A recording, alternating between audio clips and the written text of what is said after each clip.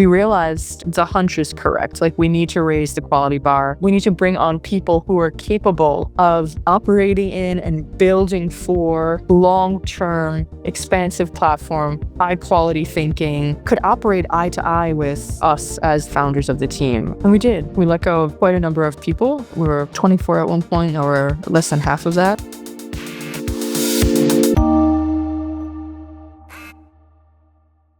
Today's episode is about culture building, balancing a feel-good environment and startup intensity, as well as how to do a hard reset if things don't go as planned. Our guest today went through this at her own startup not too long ago. Cat Noone, the co-founder and CEO of Stark. Trusted by over 50,000 companies, Stark is building digital accessibility compliance on autopilot. To date, Stark has raised over 10 million from the likes of Uncork, as well as us here at Focal. So with that, welcome, Cat. It's wonderful to have you on. Thanks for having me.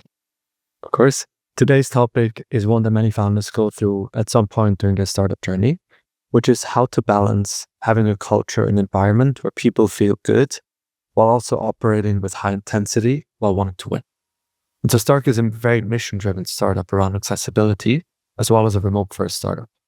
How did that impact what culture you wanted to build when you got started? When I look back at my career, which I'm not going to attach a set of years to that because it's there's a high number on there.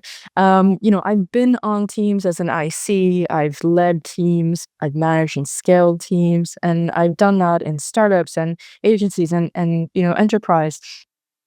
And in doing so, I got a clear understanding of not just what I wanted if I had ever built a company of my own, but what I didn't want. Everybody knows that you stay at a place, because of your manager and because of the mission and, this, that, and the third. And for me, especially as a woman, I wanted to ensure three things. One, that we were hell-bent about the mission, that we hired world-class talent, and that we ensured people felt valued and didn't have to choose between having a professional life and a personal life. That was important. And as with most things, I've found over the years, you have to hit the dime on the head. Otherwise, it stokes a lot of confusion. So that was important to me. That makes a lot of sense. And I think, right, especially in a remote first setting, that people don't have to choose between a personal life and professional life. And if you hire globally, isn't a very easy mix at all. I knew that in order to hire world-class talent, it couldn't be a hiring from a pool that existed in just like one particular location. Like, what did it look like to find the ridiculously talented designer or engineer or maker or whoever, right? Like, let's not necessarily slap labels on it, but the maker who is in this like nook somewhere in the world that wanted to do good work, that was doing good work and just wanted to join a team of like-minded people somewhere else in the world. And for me, that was a no-brainer with regard to remote. Remote gave us those 3 points. You operated kind of with the initial culture that you wanted to set for a couple of years. And eventually, or you scaled up, you raised a large seed round, you scaled up the organization. At some point, though, you realized that performance actually started drifting. What were some early signs of that, and why do you believe that was the case? It was interesting because, we had a conversation quite early on where I wasn't hiring. I was barely hiring at all. And we had gotten, pre-seed investment. It was like, no, you have to actually spend this money to bring people on so that we can get to these next milestones. And that was me bringing, my own personal shit into company stuff, which we all do. Every founder has some version of it. You have to figure out what yours is. And then come seed, I knew that we needed to put the pedal to the metal, and we did. I think when you do that at a certain speed, you end up with like these, a bit of tunnel vision, and I think, something that we realize in hindsight, specifically I realize in hindsight, is there was a number of things in running as fast as we were, that we sacrificed or that we didn't do well, or that I didn't have experience in, or that I thought was just like no big smoke. And so a good example of that is, during hiring, I wasn't doing reference checks. And the reason being, I fundamentally believed that you guys, especially in our industry, you'd give me a reference for, some random person. There's no true way that I could validate that, especially in this remote place, right? It's not like you're going into a company and I could just go over into the next office and speak with your former hiring manager. Like, for all I know, you're giving me a reference of a person who would, lie to you on the stand. And there's no way to validate that. So I said, I'm not going to waste my time with it. But the interesting thing, and what I didn't realize then, which I know now, and that was a big lesson, was that, especially for roles which I didn't have experience hiring in, because I am a designer by trade. I know how to hire designers, somewhat know how to hire engineers, but I didn't have experience in it, especially the other roles which I had never touched. And the only way to actually validate is to speak with people they've worked with previously. Otherwise, it's an asymmetric game. There's no way to tell whether or not what you're telling me is actually valid, with the exception of like having an advisor in that specific, area. But that, early on, you're not going to have an advisor for every wing of the company to tell me this is what you look for when hiring. It's not realistic given the time that we have, which any startup is time poor, and the speed at which we're moving, and the millions of other things that, especially as, CEO, chief, executive officer is chief everything officer. Um, so I wish I would have spent more time doing reference checks, because I think that would have given me a much better indicator of who was coming on board and the way they worked and what it was like to work with them. Because especially in a remote team, there's no way to do hey, pop into the office and let's jam together for a few days, in a quote unquote trial run, or whatever the case may be. See if you like working with us and we like working with you, because it's both ways, right? Um, and um, I think in doing that, you have this like notion that something is shifting at one point, but again, you're moving so fast that you don't realize it in the moment. Um, and I think we noticed that uh, the quality bar was depreciating. And I think who you hire is a powerful signal to the rest of the team regarding what you really think about them, and the quality bar you seek to uphold and are continually, raising, ideally. If I'm to tell you we only hire world class and the best of the best, but we allow subpar output quality and mediocre behavior to persist, or all we do is kvetch and no one, gets work done, or as much work done as possible, um, you're going to end up causing direct and indirect like actions and beliefs about your company. And I think that's like, those are the elephants in the room that need to be uncovered. And those increase and compound the longer the behavior is allowed. And that goes into just, conversation around expectations being set and holding people accountable. But, we can go any which one of those ways in terms of why things trickle down. But that's the premise, I think. I always say the lowest performer and the least like hardworking person sets the Mhm. bar for what's okay, Oh, versus yeah. the hardest person, the best performer. Oh, All right, yeah. so you mentioned hiring as a big part of the challenge, and I think every startup goes through some initial mishires. But you also briefly touched upon like some of the challenges with kind of the culture and the attitude and some of the outputs. Maybe what were some signs, right, that some of the more feel-good culture that you tried to set actually didn't lead to better performance, but potentially worse performance and worse output on the team? What we were then and what we are now trying to achieve is not a small mission. And the technology we're trying to build, for software makers of tomorrow is, not the easiest task on the block. But as things got more difficult, we noticed that the language around how we achieve that, or how we can achieve it, started to shift. And so one thing that I think is a learning for me is that when people can't achieve what they were set out to achieve, or they feel like they're in over their skis, they will try and do other things to compensate for what they can't actually get done so that they look productive, Do even you though have an they're actually. example? I think a good example would be if I needed to hit a certain sales quota or send out a certain number of sales emails, but I didn't know the language to use, or I didn't know who the proper cohort was for outreach. What I may do is just busy work, where like going on LinkedIn and looking up people or thinking through a strategy for how we outreach to these people.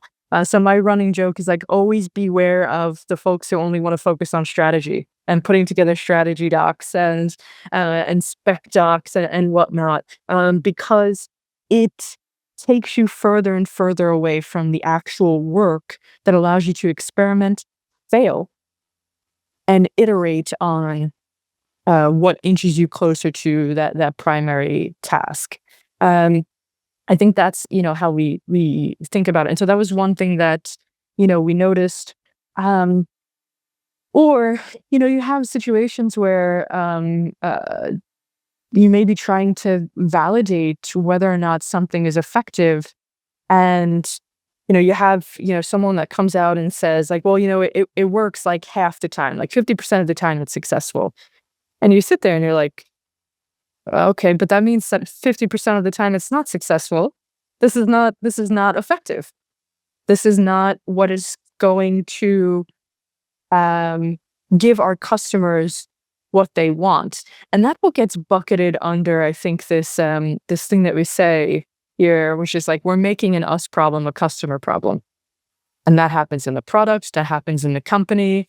Um, so that was something that we noticed, that people um, were trying to find that busy work, or trying to um, think through other things or strategize through other things that took them further away from what was actually going to move us toward what we knew was the primary goal or the primary action for that time block, or that particular experiment. Makes sense, right? So a lot of what you mentioned is kind of quality of both people and output, not necessarily Yes. being there. Were there also issues with the input side of things, meaning, right, just how hard people worked? Again, right, partially driven by the overarching goal for people to basically never have to choose between work and life, which I think means very different things in different cultures as well. I think when it comes to input versus output, you can't have both be shitty. Like you need to you need to pick and choose one. Um, and I think in general, when we look at where you can get away with things, I think you can often get away with being lazy as long as you don't step in the consequences of your actions. But I actually disagree on that, because typically, right, laziness doesn't hardly ever translates into good well, results I from my think point of view. I think that, the interesting, I think at how you define lazy in this regard, right? Like not lazy as in like subpar quality or output or anything of the sort. But if you're someone who's just like, I'm not doing all that work, I'm going to try and figure out the most effective way to achieve what I want to achieve. That's the type that I'm thinking about. Um, I don't want, nor have I ever wanted, people on the team that simply are lazy in the sense that they don't want to do the work at all, or they're not interested. They're coming in for a paycheck and try and skirt by as much as possible. No, lazy in the running joke is like engineers are lazy. Whoever and engineers watch listening, don't come at me for that. It's what everybody else says. But that's how I think about it. You can't have input quality be crap and output quality be crap. If what you're doing input wise is not what I'd consider the most ideal, but the output of that is working. Well, there's something for me to reconcile in my head about what I think regarding that input. Um, but you can't have both. subpar. And I think that's what, we were seeing was that people were showing up and certainly not operating at their best. And part of that, though, was certainly us, and the majority of that falls on me. I was not holding people accountable in the way that I should have. Um, I let that, um, I let the urgency dip.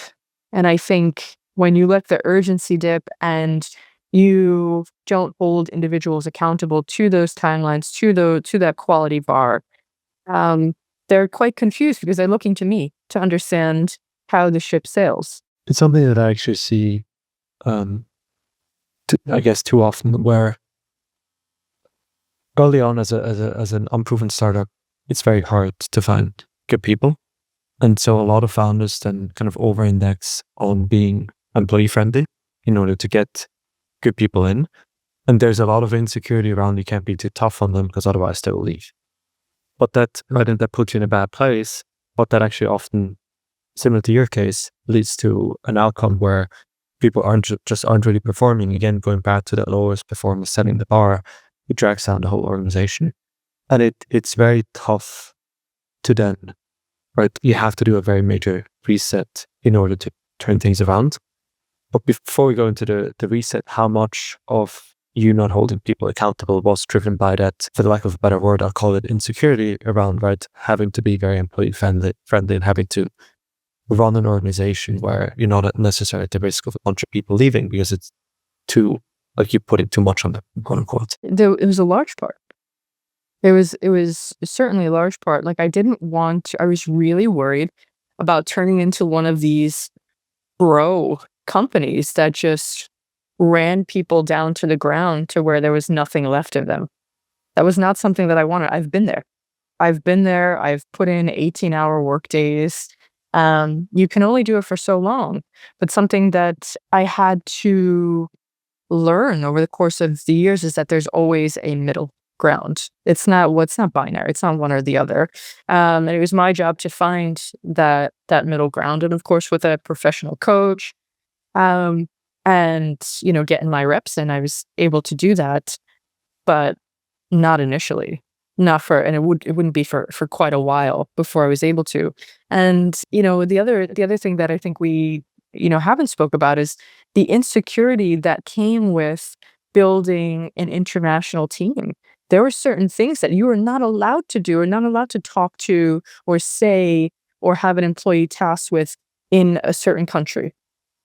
Like, you can't ping them at a certain time. You can't, like, there's so many different things. And at one point we were in like 8 different countries. Like, I don't know, for all of the founders and CEOs at early stage, listening, just dealing with people in one country is enough. But the legalese of 8 different countries was a lot. And then the question becomes, you can't treat one person in one country a certain way and the other. Like, everything needs to be uniform.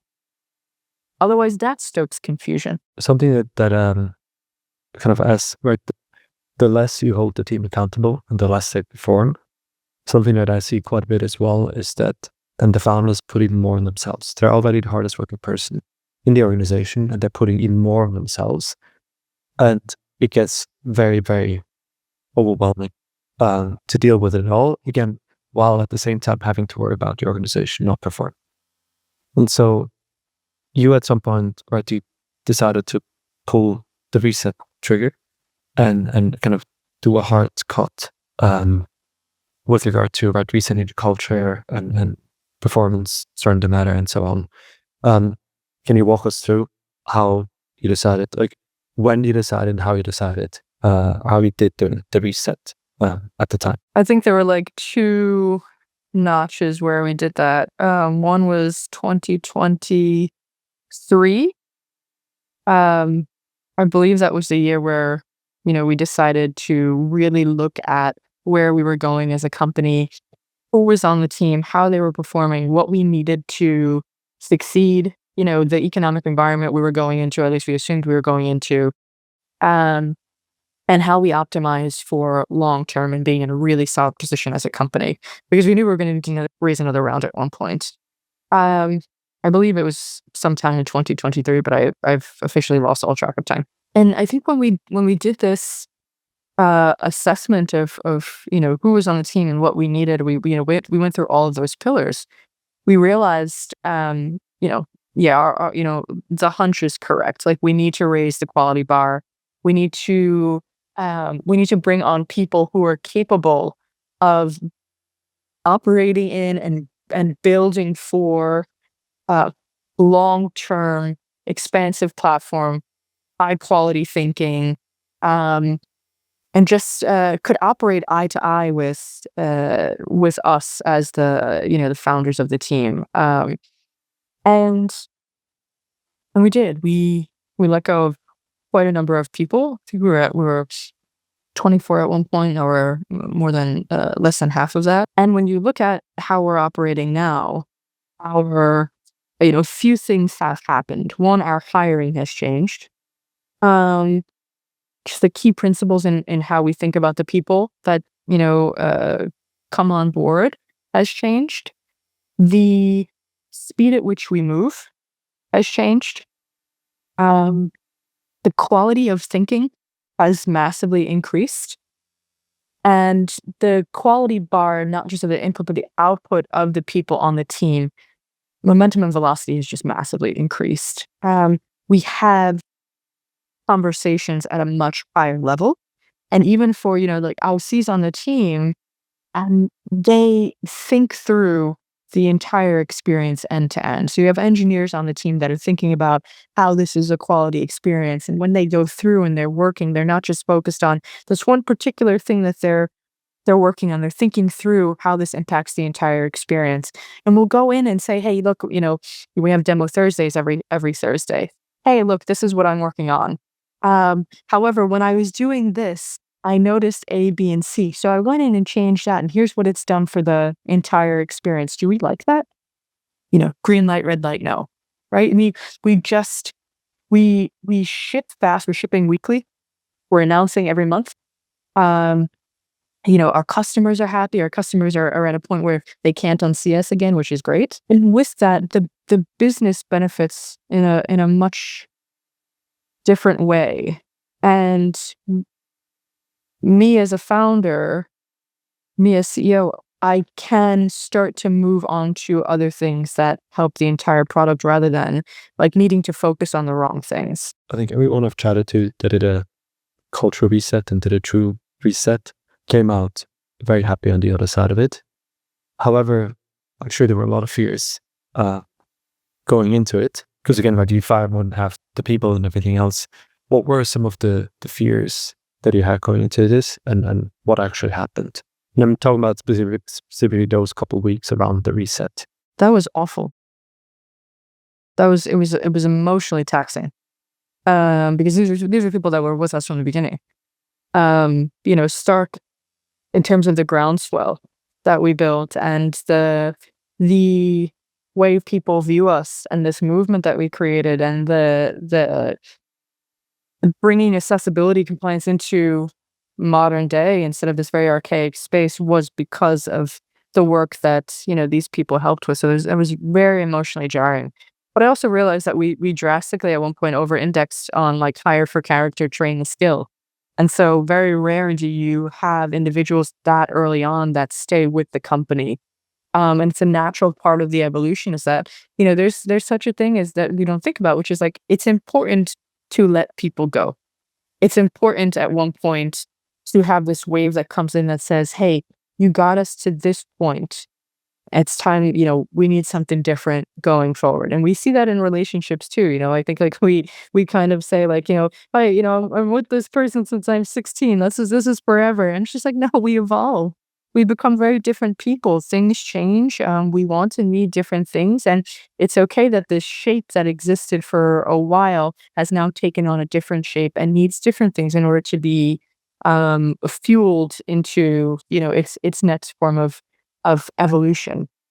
But as with all, rifts or, massive changes in a company, The job of the CEO during that is to reaffirm the company's values and to let the people who have stayed and have continued to invest in the mission and vision of the company, reaffirm them that, like, here's the situation. Here's why we've done what we've done. Here's what this means for you. Here's what this means going forward. Here's what this doesn't mean. And I think as long as there's clarity there for those who remain, you get the intended impact of increased momentum and velocity, right? But the bigger you are, there's this. I feel like there's this sweet spot. When you're very small, like that can, depending on what's going on, too many times that happens, it kills morale, makes people scared about what this means for them. Too big, people don't necessarily, people, the shelf life is short. But still, be it early stage, mid stage, IPO, the one thing you notice when these things happen is the CEO is there communicating, here's what happened, here's why it happened, here's what this means going forward. People need reassurance. People bring themselves to work. Yeah, no, 100%. Right, for founders listening, they may be in a similar situation where they have to reset the culture. Can you go into a bit more detail, make it very tangible for them? Like, kind of what were the steps that you went through, starting from what you obviously made the decision to reset the culture, pull the trigger on firings. What happened thereafter over the next couple days or weeks, and how did you actually implement that? Once we made the decision, we made the decision as a leadership team that we would be doing that and what that meant. Obviously, all that went into that was roadmap planning and understanding not just what we were going to be doing and in terms of what we'd communicate to the board, but also what that meant hiring wise. How did this impact us from a productivity standpoint? What would we need to slice and dice off the roadmap because we don't have enough resources? Or would that actually be the case? Would maybe actually, momentum and velocity would go up and we wouldn't be impacted, we'd be shipping more. Turns out that's more often than not the case. From the moment we did that as a leadership team, we then put together all of the packages for, the folks that we'd be letting go, helping them understand, termination. There's, again, international team, different people in different places have different requirements. You're required to give certain people in certain countries, X number of notice, certain payouts, the whole nine, right? That's all legal stuff. But, we have an incredible head of finance who is my, left-hand guy. Right hand is my CTO and our co-founder, but head of finance is left-hand guy. And we then went in and communicated that to each and every person. We set that on one day where it's brutal for those who have to let go of folks. I think there's the running thing is that, oh yeah, it's so easy to just, bin people and let go. It is a brutal day. Whoever has to let go of people team gets off. Because it's really difficult, especially when you're so close to these people. But we get it done in one day. And from there, get together with the rest of the team after that to discuss what just happened, because they don't know ahead of time. They're not informed, like, hey, we're letting your colleagues go. No, that's horrible. You can't do that. I also don't know if it's legal. But we communicate to them then, like, hey, here's what happened. And here's why. And here's what this means going forward for you. And we also give them permission, like, hey, do your thing. There's no meetings, for this particular day. Because we essentially just told them their friends are just getting let go. Do your thing, do your work, no meetings. And day after that is back to business, because anything else would stir confusion. Do you have any tactical advice on, especially the communication part, for those that stay? Because that's the pretty much most important thing throughout that period. That probably is the biggest impact on where to from here. Yeah. So what we do, in what we, I don't want to say what we do. because we're not continuing to let people off. Like there's this, that's not happening now. But what we've done is that we've also had conversations with them, those who stayed, to incentivize them, because the people that we want, that we kept, it's because we really think they were the ones that were going to, and they have got us to where we are now. And so there's also conversations about like increase in options, that we can give them. That's part of that conversation. That their hiring manager, their direct report, will have that conversation with them. But that stuff as part of like the packaging that I talked about, that's stuff that we've also accounted for already. Is that we'd have that conversation with them to say, hey, look, we want to offer you this as an incentive to stay, because sometimes they go. Sometimes like their friends leaving, or they may have come for, they may have joined the company to work directly with them, has big impact. But we want to let them know that they are valued. Money is a great way to do that for people, especially if it's options in the company that they believe is going somewhere and they want to invest in and see succeed. So that's what we do, and those conversations happen after we let folks go, and we meet with each individual who stays individually to have that conversation with them. How do you talk about the fact that there's new expectations now, right? And hire a lot more is expected from a performance perspective. Potentially also, right, kind of clear working hours policy, or right, both expectations on input and output. Like, how did you, because that, right, learned behavior is very hard to change, and so course correcting isn't an easy thing to do. Yeah, so I think that in that regard, it was a reaffirmation of values. Explaining to them, again, keeping in mind the people who stayed are the ones that we think, not only hold the same quality bar and benchmark, but are capable of challenging themselves and raising their own as we continue to help them do so. And so getting on a call with them, the not only the here's what happened, here's why it happened. Part of that here's why it happened, included that. And we talked about the impact that it has on the company. And in turn, if you can read between the lines, well enough, that should the company not do well, that impacts you personally. Investing in an early stage startup, it's not like a corporate company where you have a sabbatical that you can take, and you have all of these like corporate perks that come with it. We're competitive, from salary to options to the benefits that come with working at Stark. I'd argue in some cases we're better. But still, that if the company doesn't perform, it's not like a corporate one. Company goes down, so does your job. And that's a risk you take joining an early stage startup. That's intentional. I'd argue part of the reason people join is because they know how high intensity it is and how alive it makes you feel and how exciting it is, and the whole nine. But when communicating and reaffirming those values, it's just a natural segue of like, here's what that meant. Here's why that happened. Because of that, going forward, what we need to do is A, B, C. We need to move. I'm always very, conscious of saying like move faster, because at one point, like speed actually negatively impacts the quality bar.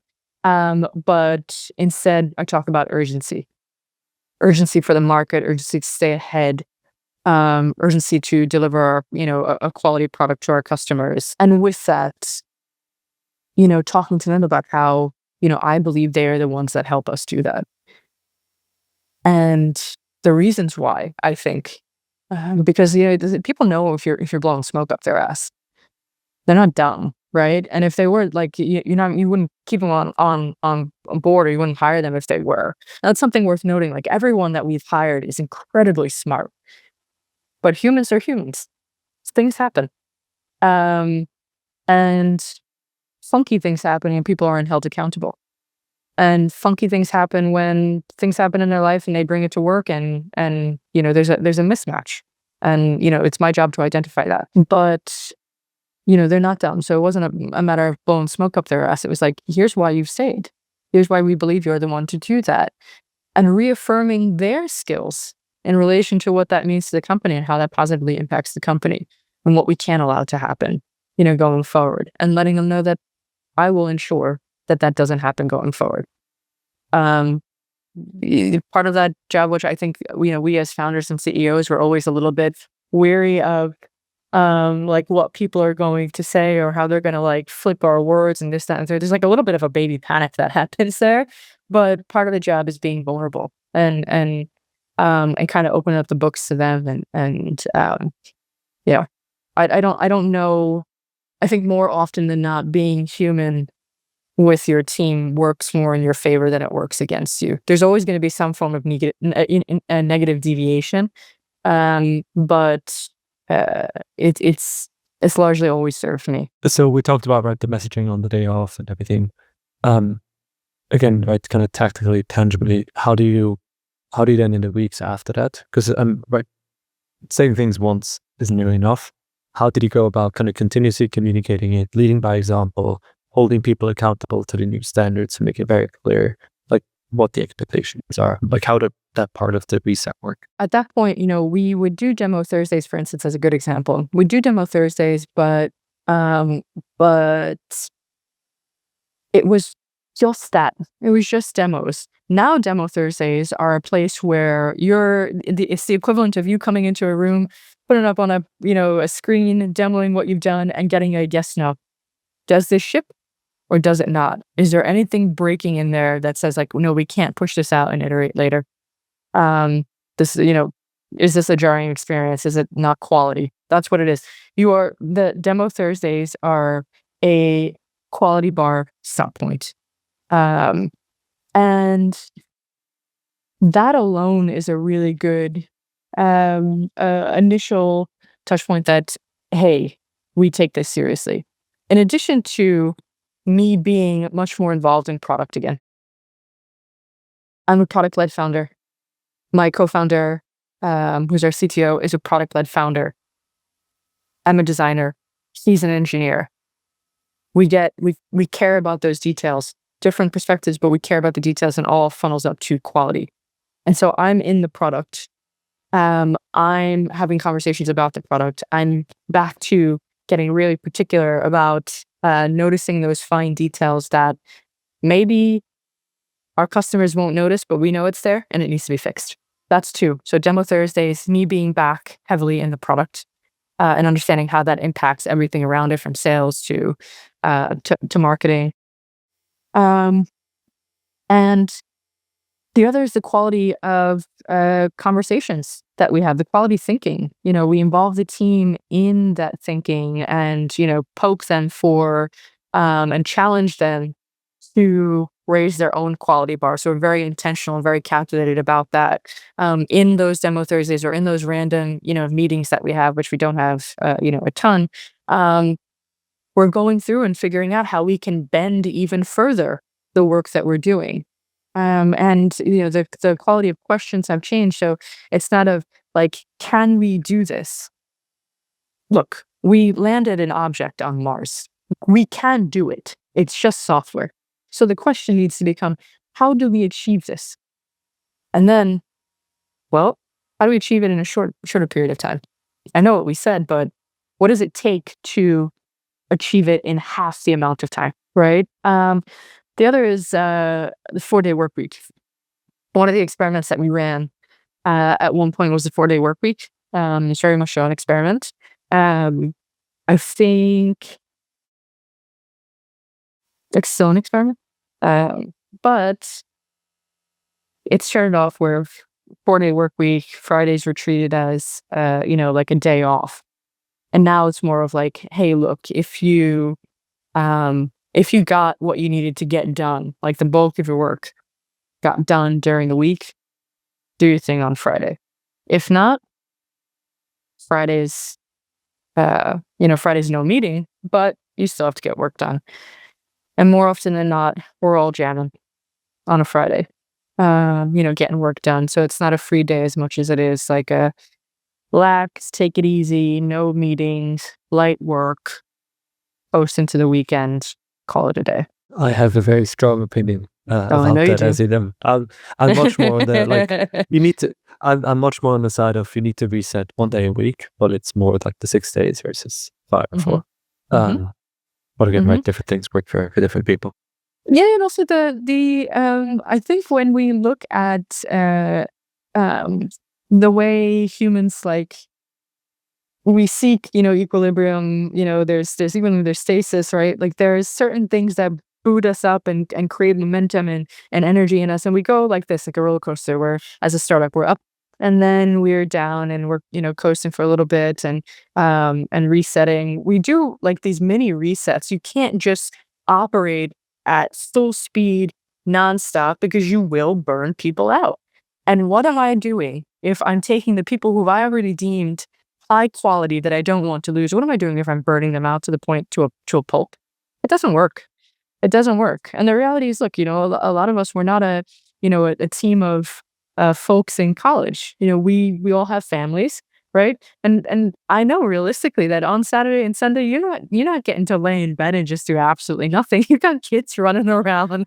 It's so Very sure. if that day is to just a little bit chill to kind of reset, then I think that's a net positive. Having said that, when you have the right people on board, it doesn't negatively impact the company.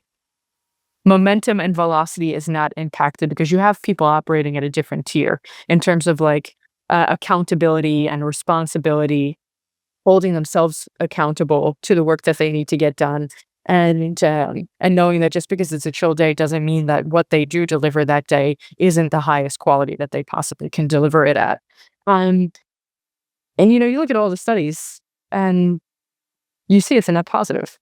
And so as long as it's not negative, I'm not opposed to keeping it. But it certainly, as an experiment, like all experiments, needs to be iterated on. There are mistakes that surface, or there are faults that surface, and you're like, okay, let's tweak this and see what that yields. I mean, it ultimately comes down to it. The more of your employees act like owners versus employees, Mhm. the less structure you have to give them. Yes. And the more they're self-motivated to work. And if it's a 4-day work week, they'll still work 5 or 6 days because Yep. they just want to push things and they're excited. If they act like employees, you have to, I don't know, give them the 996 or whatever, because or whatever, like ends up being the hours, because right, they're just gonna clock in, clock out. And Right. the Right. goal has to be to only have owners on the team versus employees. Otherwise Hmm. it doesn't work. Exactly. Exactly. One more question that I think is worth touching upon quickly is what the quality bar is and how high and fast and far you want to push people. Is like everyone has a different understanding of what that is. How difficult was it to align the leadership team, because the leadership team sets the example, on what actually good enough is versus not? So I think like largely when you go into a lot of these startups, like all startups have principles and they have them like plastered on posters all of the walls, and they make that external so everyone else can see that they're the, latest and greatest and this and that. But I think they're largely horseshit. Yeah, Um, exactly. Most of uh, them mean nothing at all. But yeah, exactly, exactly. Which is why I'm always really, really hesitant. I don't know if I ever have, honestly, communicated our principles externally. They don't exist on the internet in terms of like being public. Um, but I think we sat down at one point and we were like, what is it that we want to be? Um, you know, what are these principles that guide the decisions we make, like in the best interest of our mission? Like putting in place these guideposts, like I said, that we can reference. And in turn for me to hold myself and other individuals accountable to. Like there needs to be something we hold each other accountable to. Um, and we did that. And it made it ridiculously easy to say, like, this isn't in line with, what we agreed. We discussed this. Help me understand why, like, this isn't being done. We said, like, there is a such thing as, in our thing, with regard to our thinking and our output of just masterfully crafting experiences for customers. Like we got over this whole like perfection thing. I think perfection is horseshit, right? Like that's not the goal, but of what we do ship, it needs to be excellent. We're making these like daily iterations, instead of like investing this endless energy into this illusion of a single perfect decision. We're experimenting more. Um, you know, we clean up after ourselves, um, people feel like our commitment to continuous improvements over time, like our customers, which is important, and why like the momentum and velocity increasing needed to happen. Like we as part of like sludging things into a single perfect decision, it slows down how fast you iterate and how the way that you ship and the frequency at which you ship. Um, we also got radically candid. And so I think the thing that we always say is, clear is kind. So like I think there's some people that like nitpick carelessly. I don't think that works. Like you have to be working with people who you respect their competencies and skills. Um, how do we become these active collaborators who like pick on the best ideas and challenge each other? You do it through like radical candor and direct feedback, which we believe is the purest expression of respect. Um, that starts with me leading that and saying like, hey, no, we discussed this, or hey, how does this map to what we agreed, right? And I think this shared understanding that we have to go beyond like the obvious to challenge the status quo. Right, like I think anybody can build technology till they're blue in the face. Like we don't build tech for its own sake. Um, our we wanted to elevate like how people think and act and feel. If we do it well, exceptional products and profit, come from that. And so I think that all played a role for us. It's just, but it starts with me first ensuring that everything trickles down from there, and that my direct reports are holding their direct reports accountable to the same standards, right? Like people, ICs in a company hold a different horizon line than those at a leadership level, but we all need to speak the same language. Everybody needs to be aligned on the same vision, where we're going, how we're getting there, what that means for them. And it's my job to hold the leadership team who have a higher altitude to a certain expectation that they then can pass down to individuals who are working in the weeds that map to, what we said. Looking back at the reset kind of process specifically, and then knowing what you know now, how would you go about it differently? If you were to do it all over again? I think the reset was the right thing to do. And I think we did it as best as we could with the resources that we had and the knowledge that we had at that moment in time. I think if we had to do it again, I probably would have let more people go at that moment. Yeah, probably would have let other people go. So they just made it a little bit more difficult down the line. But I think I knew in my heart that was still playing it a little safe. Even it was a deep cut. Like it was a deep cut. But I still think like, deep wound is deep wound. If you're gonna do it, just do it now. And that's something that you hear quite a bit about these resets. It is, I wish I'd done it sooner, and I wish I'd done it harder. And most of the time, right, when you got to know it's the right thing to do, then right, you have to do it now, but don't wait. Because it's very like we all want to push these tough things out, and to overcome that and do it faster. And I said the other thing is playing it safe, like don't do it once and do it right, versus kind of going through multiple iterations just increases the headache that comes with it. That's exactly it. And I think, now in the position that I sit in now, hiring looks different, firing looks different, but also trusting the gut looks different, right? I'm trusting it by default. I can reconcile it later about whether or not there's a right or wrong call. And that's the reality. That's the job. Like I got to make quick decisions. I got to make quick decisions. And sometimes I have to make, quote unquote, as perfect a decision as possible with imperfect information. To close this out, a few more just quick questions. Give me a short answer, 30 seconds or less. What popular advice that is often given to startup founders and operators do you disagree with, and why? Move fast and break shit. Why do you disagree with that? Because oftentimes it is an excuse to move fast and ship shit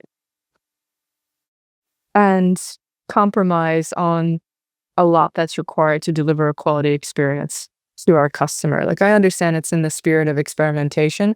When you look at the company um, who, originally coined this, I'm not too keen on the decisions that they're making in the spirit of shipping fast and experimenting, right? Like, at some point we got to question if we're, you know, if we moved fast and and break shit, like, what are we breaking here?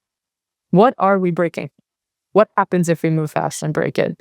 Um, I think I'm always very careful of what we say and the things that we parrot, because you often, the larger you get as an organization, um, the less you're aware of things at a leadership level before things bubble up to you, right? Like, it happens at an IC level and it bubbles up.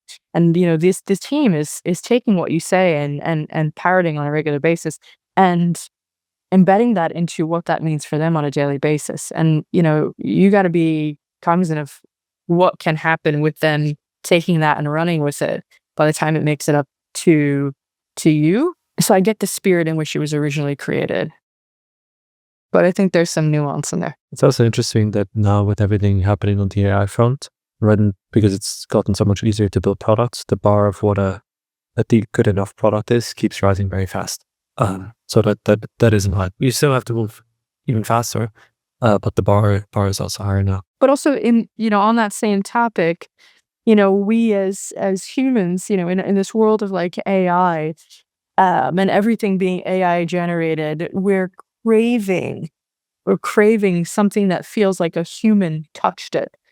Right? We're craving products that feel like, the person that created it has somehow like embedded themselves into the product, and their thinking and understanding of who I am as an end user. Um, you This feed happens almost by default now because of AI. Your job is to ensure the quality with that. Which is partially why designers are now more sought after than ever before, which I'm sure you're not opposed to. No. The last question I wanted to ask is, for any kind of founder listening to this, what is the one piece of advice you give to someone who is thinking about starting a company or has very recently started one? Run. No. No. The building this company, uh, building this company has been the most rewarding, challenging, exciting, exhausting, um, you know, time of my life. I don't think everyone is meant to be a founder. I don't think everyone should be. Um, but I think if you are, um, I think the best thing that um, I did was at one point get myself an executive coach. You don't know what you don't know. You have fiduciary duty to the company. You have a duty to your team. You have a duty to your customers, and you are absolutely batshit if you think that, especially doing this as a first-time CEO, that you will know everything that you need to know. You will get something wrong. You will get a lot of things wrong. A lot of those things have big cost centers if you don't catch it early. Um, and so trying to, put yourself in a position where you're able to catch those things as soon as possible, and course correct is the best thing you could possibly do. Having a coach help you navigate those things personally, and professionally, is key. And so I would say get yourself a coach. I know most people say, "Oh, you should only do that when you're like mid stage." Bullshit, bullshit. If you want to go out and operate um, with some of the world's best companies as your customer, you need to be able to talk the talk. Um, and so a coach helps you, do everything that do everything regarding that, external and internal and personal. Couldn't agree more with that one. This was fantastic. Thank you very much for coming on. Thank you. I learned a lot today. Thank you.